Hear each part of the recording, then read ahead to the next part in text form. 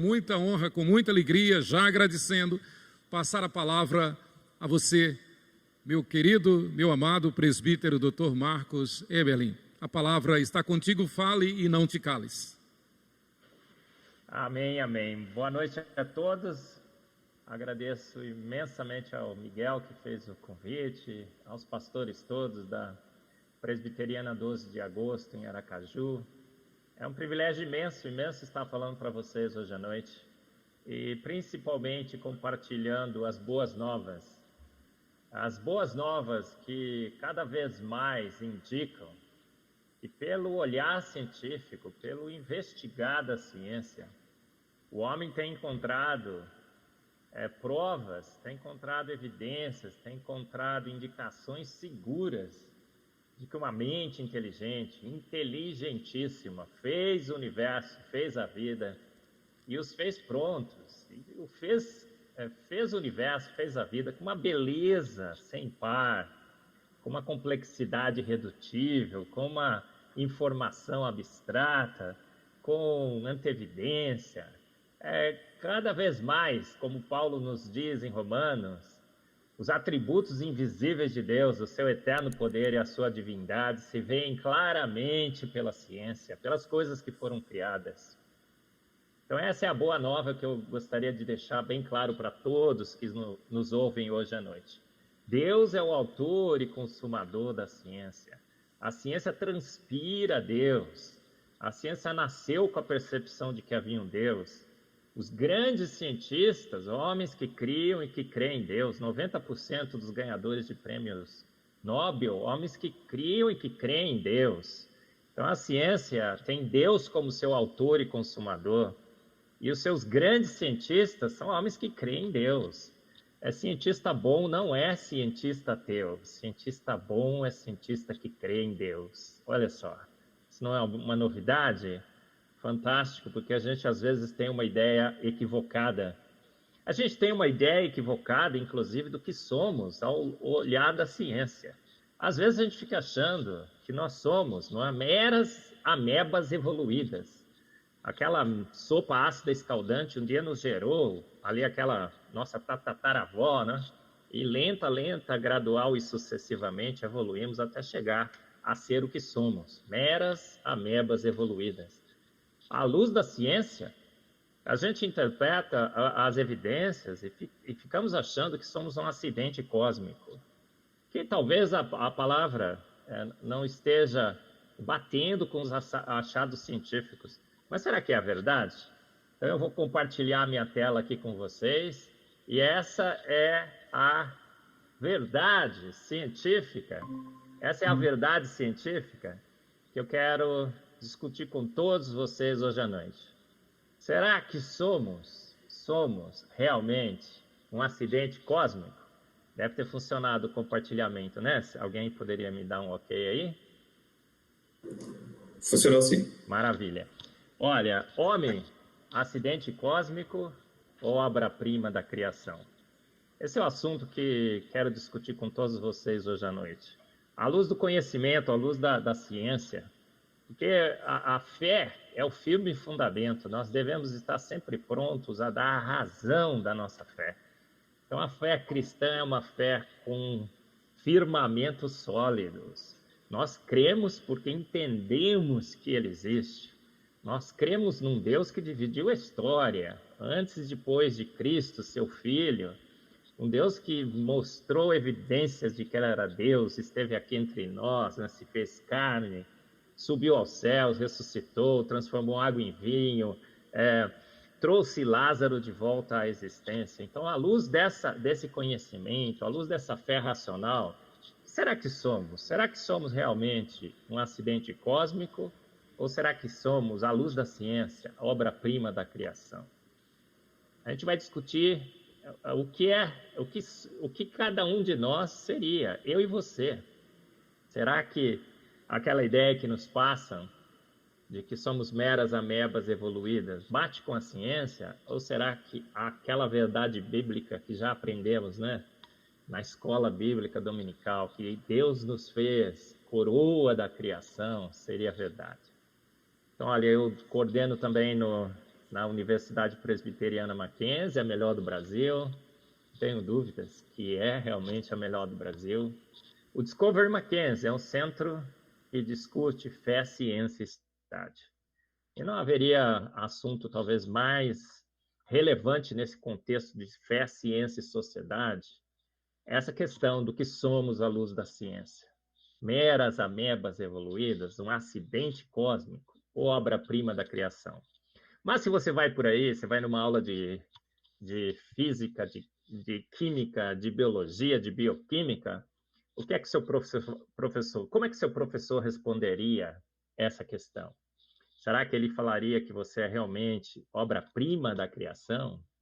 Não, né? A gente sabe, não. O Miguel comentou na nossa live muito bem sobre isso. Os professores vão te dizer, né? A mídia, a ciência desse século te dirá: você é um mero acidente cósmico. O universo te fez sem querer fazer. Você evoluiu lenta, gradual e sucessivamente. E agora a questão é saber qual é o seu parente mais próximo. Talvez as galinhas, os porcos, os chimpanzés. Olha aí, você tem uma escala evolutiva. Você surgiu numa poça ácida escaldante venenosa. Uma ameba se formou e ali foi lenta, gradual e sucessivamente evoluindo até dar em você. Esqueça essa ideia de que você é um ser especial. Olha aí, está provado, né? A gente vê essa imagem que tanto é anunciada na mídia, nas revistas, nos livros de biologia, que a gente fica achando que é verdade. Olha, tiraram as fotos. Não, olha, está registrado em fotos. Tem vídeos que passam. Nossa, gravaram tudo isso. Realmente, um ancestral símio comum, um macacoide qualquer, há 6 milhões de anos atrás, né, se dividiu em humanos e chimpanzés que foram evoluindo ao longo desses milhões de anos. Então, essa verdade é nos contada como fato absoluto, mais lei do que a lei da gravidade. Então, na árvore da vida, nós estaremos no mesmo galho dos chimpanzés, dos gorilas, dos orangotangos, meras amebas evoluídas que na árvore da vida foram lenta, gradual e sucessivamente se sofisticando, mesmo meio que sem querer, fomos sofisticando até chegar nos humanos. E aí a gente assiste os filmes, assiste as aulas de biologia e tudo mais, não é? Somos classificados como meras amebas evoluídas, parentes de chimpanzés, acidentes cósmicos, um processo natural sem querer nos fazer, nos fez. E aquela ideia que a gente aprendeu na escola bíblica dominical, que a palavra coloca tão claramente, vai ficando de lado. Não somos nada especiais. Somos meros acidentes. A mídia, as revistas anunciam isso com grande alarde. Olha, a ciência naturalista é consenso, matou o design, Darwin matou Deus, matou a ideia de que um dia o homem teve, que um Deus nos criou, como uma coroa da sua criação, nos fez a sua imagem e semelhança. Não, Darwin matou Deus, mostrou que somos realmente parentes de chimpanzés. Agora, essa teoria vai explicar tudo. Vai explicar como processos naturais não guiados me fez e fez você. O Big Bang, uma grande explosão, criou o universo. Os céus proclamam a glória de Deus? Não. Os céus são resultados de um processo natural não guiado, uma grande explosão. É isso que a gente vê por aí. E quais as consequências para a nossa sociedade dessa visão equivocada do que somos? Se somos um acidente cósmico, se somos meras amebas evoluídas, o que aconteceria então? Qual é o resultado dessa percepção para a nossa sociedade? Lembra o Discovery Mackenzie, um centro de ciência, fé e sociedade? A ideia científica, a nossa percepção científica do que somos tem moldado a nossa sociedade, tem influenciado profundamente a nossa sociedade, ao ponto, então, agora de acharmos que aquela ideia de que haveriam raças inferiores e superiores está certa, cientificamente provada. O racismo agora tem um alicerce científico. Nós que éramos feitos perfeitos, agora somos um ferro velho ambulante. Haveria em nós órgãos vestigiais, coisas mal feitas, como as amígdalas, o apêndice, os nossos olhos.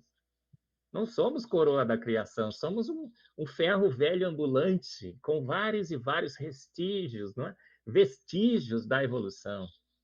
A infidelidade e o estupro, claramente condenados pela Bíblia, como um desvio do homem do plano original, agora não.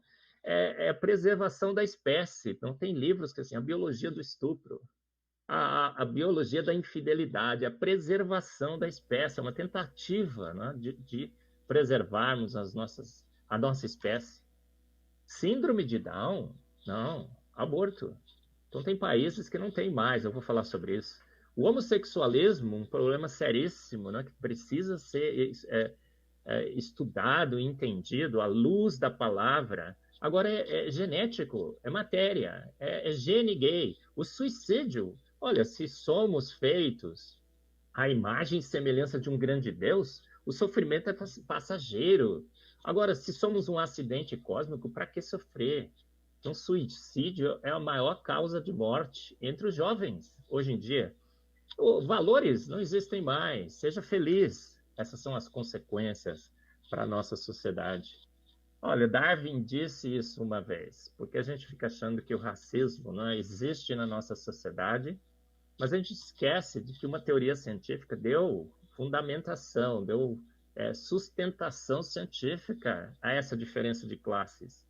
Então, eu vou ler rapidamente esse texto que está no segundo livro que Darwin escreveu, mas basicamente ele fala o seguinte: eu estou certo, né, que as raças superiores eliminarão as inferiores. Estou certo que as raças superiores eliminarão as superiores eliminarão as inferiores. Um conceito científico dando fundamentação científica à divisão entre as raças. Agora, menino não veste mais azul, menina não veste mais rosa, somos multicoloridos. Uma ideia que decorre do conceito de sermos amebas evoluídas, dos valores serem relativos, de não existir mais um referencial. Aquele livro que eu falei para vocês, olha, há bases biológicas para o estupro na evolução. O suicídio, para que sofrer se nós somos um acidente cósmico, se não há futuro, se não há uma vida eterna, se a nossa existência é efêmera e passageira? O aumento do suicídio, primeira causa de morte entre os nossos jovens, decorre dessa percepção que temos de que somos meros mamíferos, evoluídos num acidente cósmico. E o aborto? A gente tem tido essa grande discussão, né, com esse caso da menina de 10 anos. Eu vou lembrar outros eventos bastante importantes. Na última edição do Globo de Ouro, a atriz Michelle Williams, ela afirmou que o sucesso da sua vida profissional se devia a um aborto feito por ela e que a permitiu se dedicar à sua carreira. Olha só, não é? O valor da vida agora estabelecido à luz dessa percepção de que somos realmente um acidente cósmico. No Antigo Testamento, o reverendo Ageu Magalhães um dia fez essa colocação. O culto a Moloque, por exemplo, exigia que um filho fosse sacrificado para que a família obtivesse prosperidade financeira. As clínicas de aborto dos nossos dias são os antigos altares de Moloque. Então, você pode escolher, né, entre ter filhos e ter sucesso na sua carreira. O mandamento bíblico, né? Crescei e multiplicai-vos, enchei a terra, ficou de lado, né? Tem gente que não quer mais ter filho, quer ter sucesso na carreira, talvez os filhos atrapalhem. Na Espanha, tem um amigo que mora na Espanha, outro dia eu estava conversando com ele, ele falou: Marcos, aqui não nasce mais criança com síndrome de Down. Eu falei: acharam a cura? Ele falou: não. O incentivo é tão grande do governo que as crianças com síndrome de Down são abortadas. As pessoas não têm mais filhos. Cada vez mais reduz o número de filhos. Agora você tem cães. Em São Paulo, eu ando pelas ruas, às vezes tem uma pessoa com cães ao lado pedindo esmola, porque eles sabem, né, que as pessoas tenderão a dar seus recursos mais para os animais do que para seres humanos. Outro dia eu testemunhei um caso em que uma mulher perguntou assim: você quer o dinheiro? Mas é para o cachorro mesmo? Você tem certeza que vai ser para ele? Ele falou: sim, é para ele sim. Aí a gente faz isso com o nosso corpo. O corpo que era o templo do Espírito Santo pode ser maculado. Mas será? Será que essa ideia que tem transformado e tem influenciado profundamente a nossa sociedade, essa ideia científica de que somos amebas evoluídas, de que Darwin é absoluto, que isso é mais lei do que a lei da gravidade, de que realmente não há respaldo científico para aquela percepção antiga e equivocada da palavra e dos cristãos, e que fomos feitos à imagem e semelhança do nosso Deus, tem respaldo na ciência? Eu vou mostrar para vocês que não. A teoria do design inteligente tem estudado isso, né? Os teóricos do design inteligente têm estudado essa questão. Eu escrevi sobre essa questão no meu livro Fomos Planejados, tem um capítulo inteiro sobre isso. Chimpanzés seriam os nossos manos? Chimpa, meu mano, teu mano? Vamos discutir isso à luz da ciência? Olha, eu tenho 10 evidências que mostram que não há nenhuma razão para entendermos que exista qualquer tipo de parentesco entre os chimpanzés e os humanos, qualquer tipo de evolução que nos tenha feito a partir dessa ameba primordial. A primeira evidência, o registro fóssil. Se realmente evoluímos lenta, gradual e sucessivamente, se somos realmente parentes de chimpanzés, o Museu da Vida, o registro fóssil, deveria mostrar isso. Mas será que a gente vê isso no registro fóssil? Você vai falar: poxa vida, Marcos, tem tantos hominídeos, não é? A ciência fala sobre eles. Gente, o homem de Piltdown, o elo perdido em muitas publicações por mais de 40 anos, uma fraude baseada em um crânio humano e na mandíbula de um orangotango. O homem de Nebraska, uma fraude com base em um único dente de um tipo raro de porco. Um único dente de um tipo raro de porco. Construíram todo aquele cenário. O homem de Java, fêmur humano e a calota craniana de um grande macaco. O homem de Neandertal, retratado como um curvado macaco-homem, um ser bruto, postura encurvada devido a uma doença, apenas uma variação da espécie humana. O homem de Neandertal era mais alto, mais forte, talvez mais inteligente. As suas ferramentas mostram isso. Tão humano como os humanos, até talvez um pouco mais. A Lucy ou Lucy teria sido um elo perdido, apenas um chimpanzé pigmeu que andava um pouco mais ereta do que alguns outros primatas. E assim vai. Não existe sequer, vou repetir outra vez, não existe sequer um hominídeo em pé hoje. Todos caíram.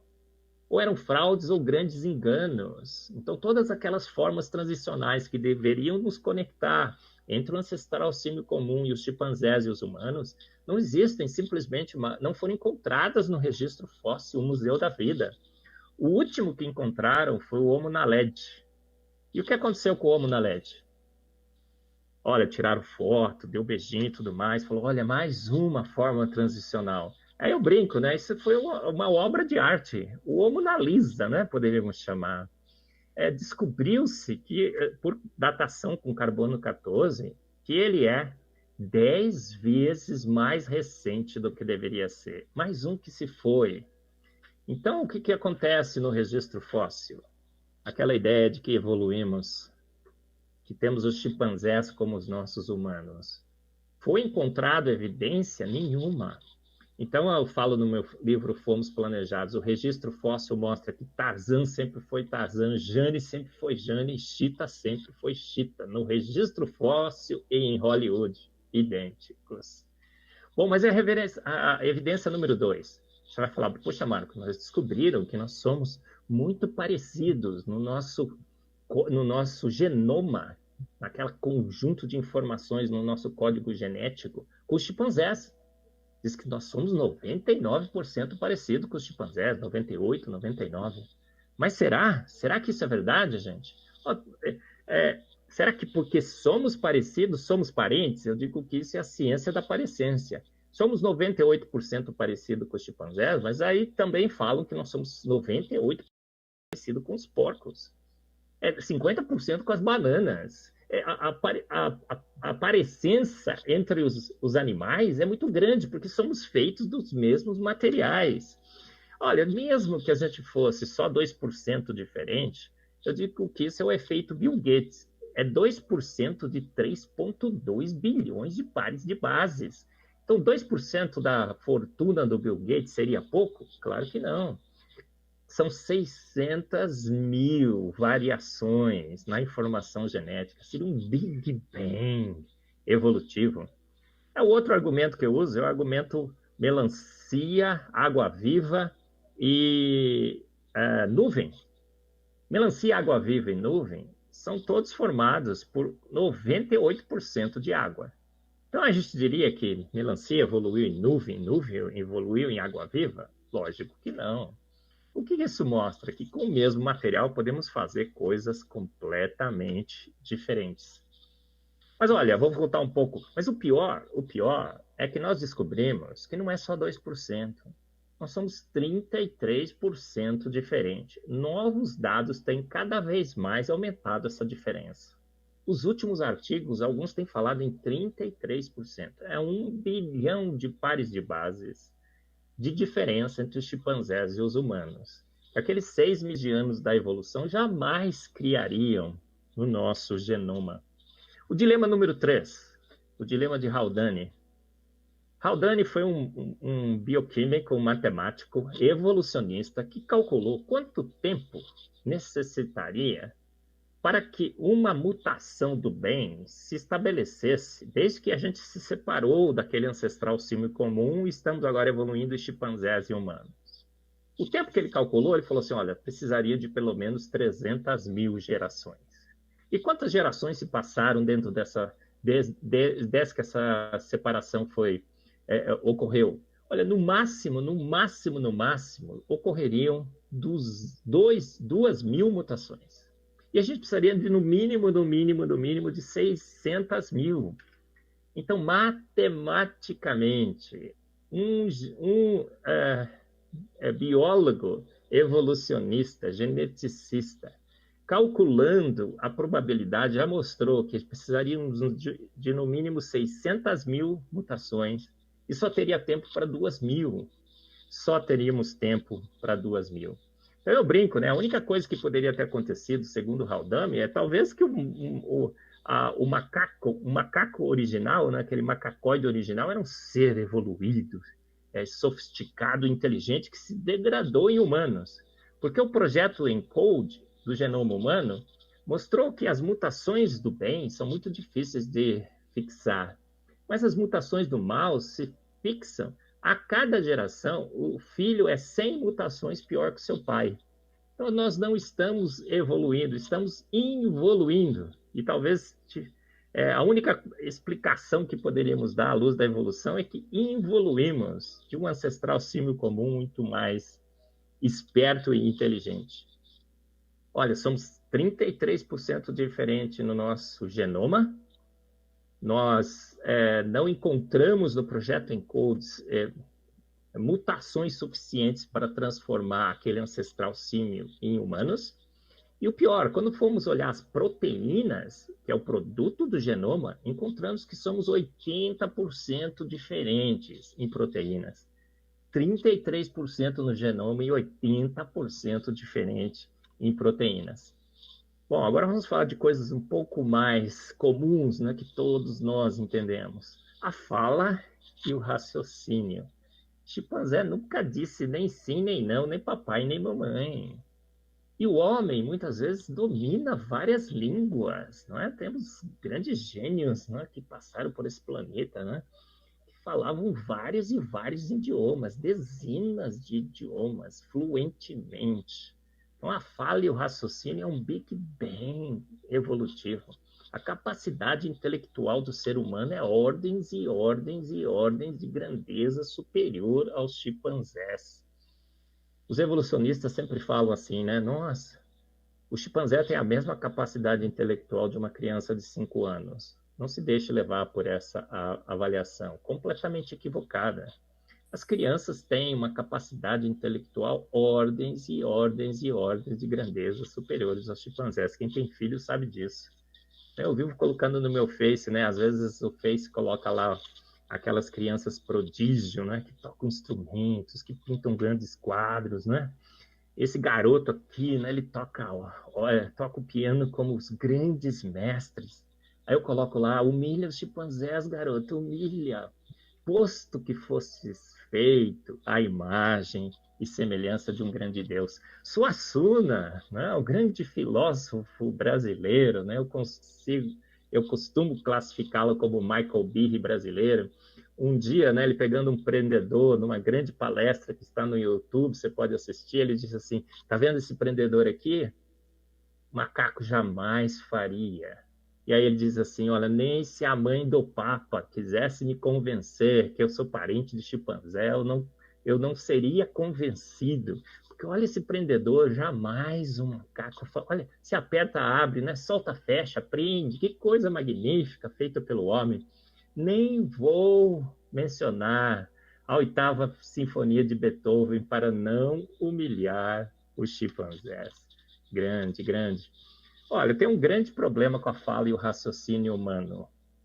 Você tem que aprender a falar entre 3 a 5 anos, senão você nunca mais aprende a falar. São vários casos relatados na literatura, né, de crianças que foram enclausuradas e que não tiveram oportunidade de aprender a falar com o ser humano. A gente normalmente aprende a falar com a nossa mãe. Então, a pergunta para a evolução seria essa: quem foi a primeira mãe que ensinou seu filho a falar se ela não teve uma mãe que lhe ensinou a falar? Temos que aprender com as nossas mães, com alguém que domine a fala e o raciocínio através da fala, na estruturação de palavras. Aí, e que língua é essa que a primeira mãe falou? A gente sabe, né, que se a gente vai regredindo, né? As línguas originais, alguma coisa entre latim, grego e hebraico, línguas extremamente sofisticadas em seus verbos, em sua gramática. Então, esse é um grande dilema para a evolução. Quem ensinou o primeiro homem a falar e pensar e ler? Em Gênesis nós vemos, né, que Deus vinha todo final de tarde conversar com o homem. Essa é a minha interpretação. Talvez ele estivesse ensinando o homem a falar. Casper House é um dos casos de crianças que foram clausuradas, né? Chegou na idade adulta, nunca mais conseguiu falar bem. Essa menina também, né? Jenny.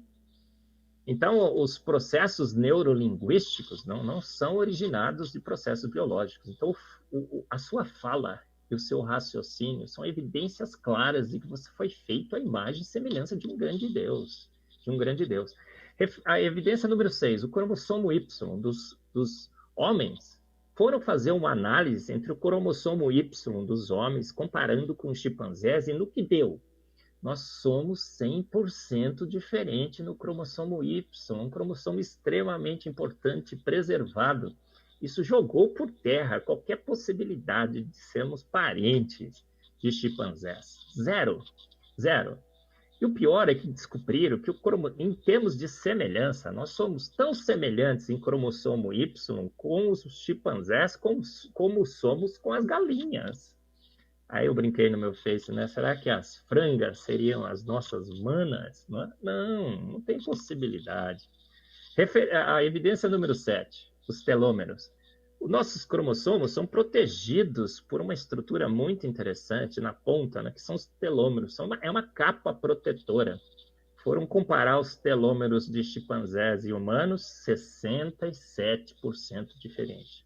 Então, tenta guardar esses números. Você é 33% diferente no genoma, 80% diferente nas proteínas, 100% diferente nos cromossomos Y e 67% diferente nos telômeros, 67%.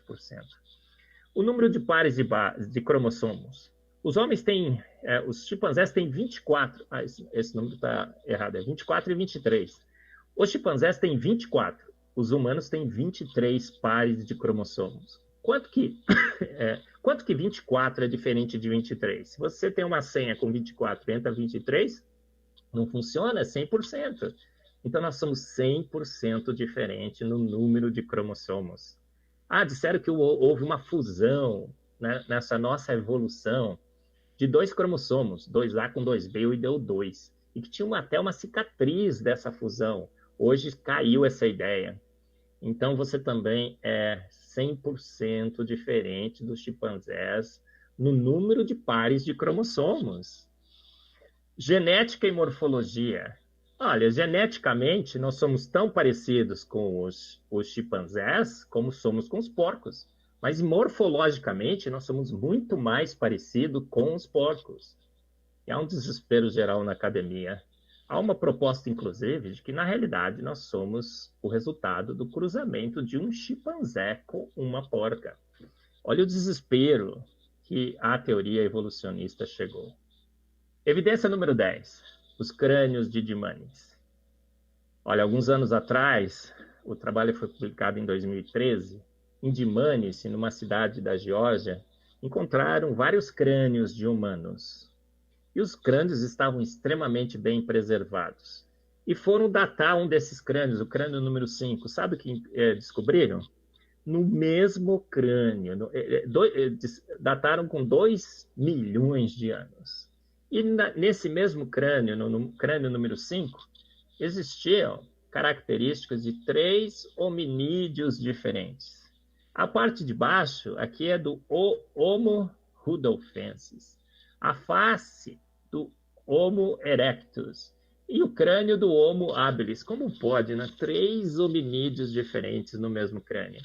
O que isso mostrou é que a variabilidade dos crânios humanos é muito grande. Então, esses crânios que são colocados na história evolutiva, na realidade, são crânios de humanos, que variam muito, Então, eu pus no meu Face também, né? O que é que esses crânios falam? Eu brinquei, né? Fizeram a leitura labial. Eles estão falando assim, ó, evolution is fake. A evolução é falsa. Os crânios de Dimanis balançaram a árvore da vida e derrubaram os hominídeos de lá. Eles nunca existiram. Então, o que os crânios de Dimanis se mostram? Que há 2 milhões de anos atrás, homem era homem como ele é hoje, com a mesma variabilidade.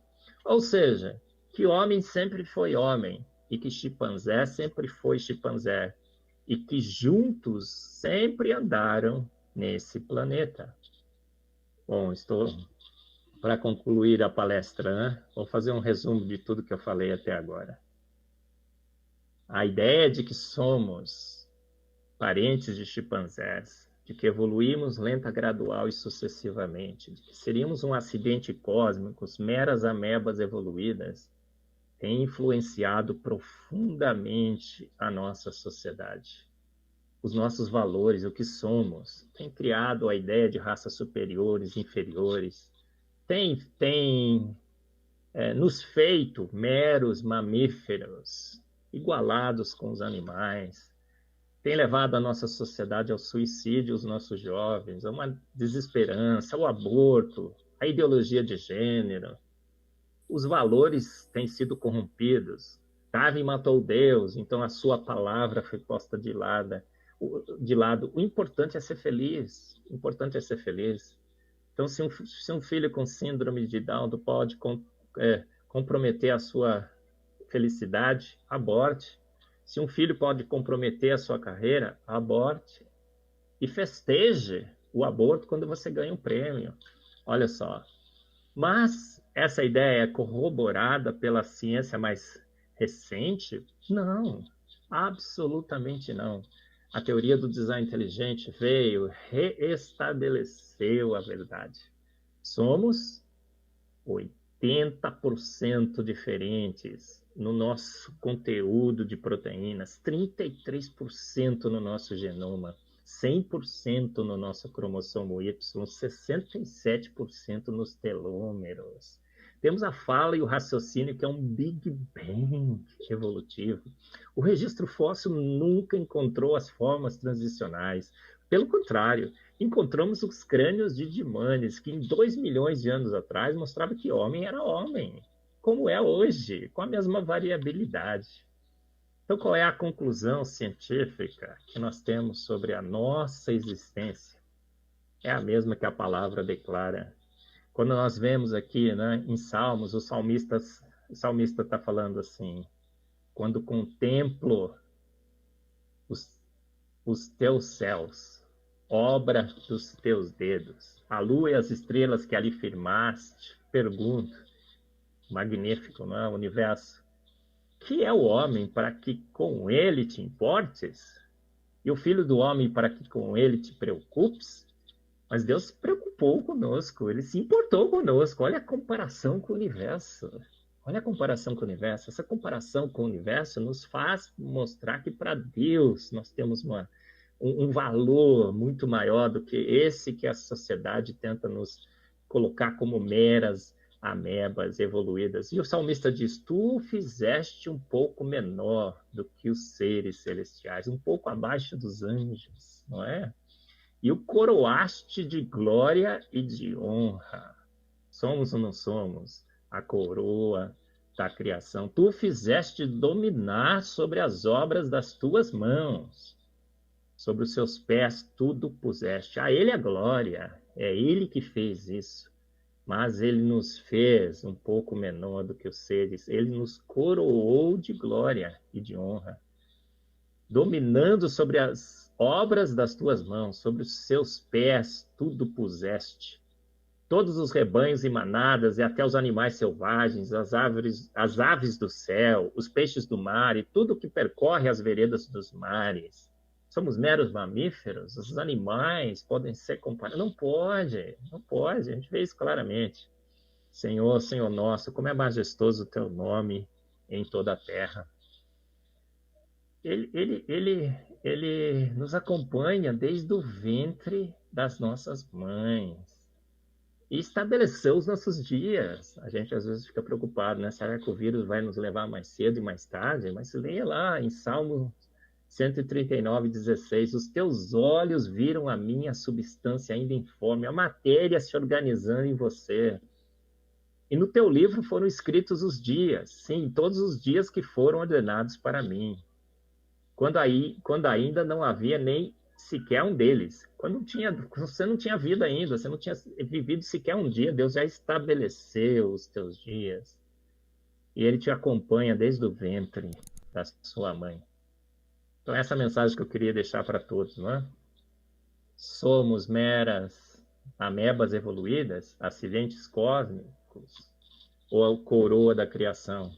Parece que a ciência corrobora com a palavra: seres feitos à imagem e semelhança de um grande Deus. Então, essa é a mensagem do Discovery Mackenzie.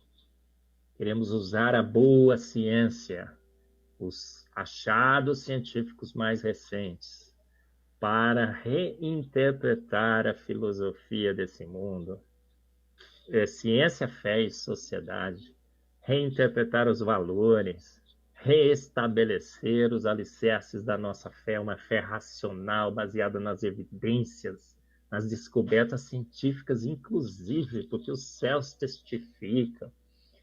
Os atributos invisíveis de Deus se veem claramente na ciência, na física, na química e na biologia. O Discovery Mackenzie.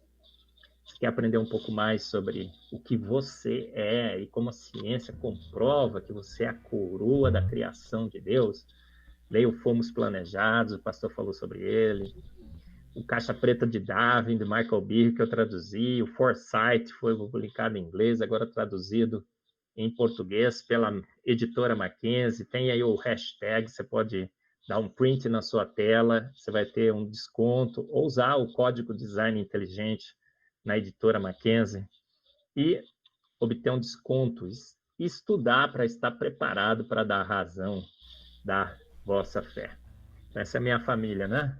Linda, maravilhosa, minha esposa, Nicolas, a Nina, Elizabeth, eu. Será que somos acidentes cósmicos? Não, coroa da criação de um grande Deus, não é? Seres feitos à sua imagem e semelhança, seres que ele amou ao ponto de entregar seu filho, para que ele derramasse na cruz seu sangue por nós. Ele nos ama, né? Feitos um pouco abaixo dos anjos. Ele nos coroou em glória. Então não deixe que a ciência, a má ciência desse mundo, perverta essa percepção magnífica da palavra. Feitos à imagem e semelhança de um grande Deus. Isso é o que somos. Muito obrigado a todos. Amém e amém.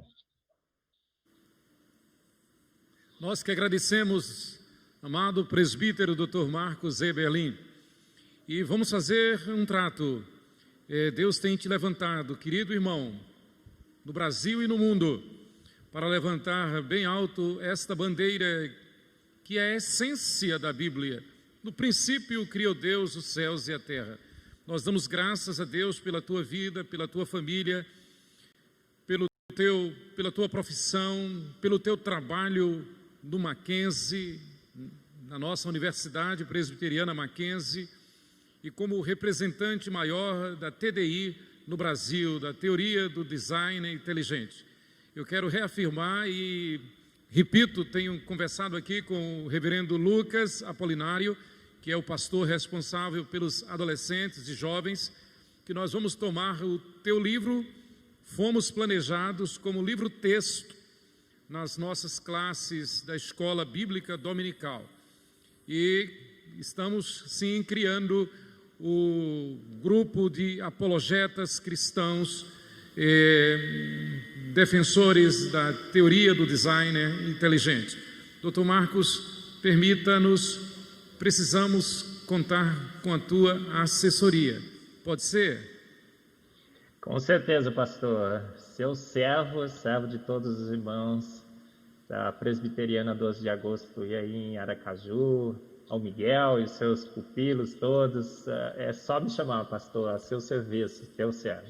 Amém. Então, estou reafirmando o convite que fiz lá em Campina Grande, na Consciência Cristã, e que ficamos impedidos por causa da quarentena, mas reafirmando o convite para que logo, logo você possa estar aqui em Aracaju, falando não apenas para a 12 de agosto, mas para um pool de igrejas, com certeza para o presbitério, para o sínodo, a tua palavra, e se não couber aqui no templo da nossa igreja, num auditório.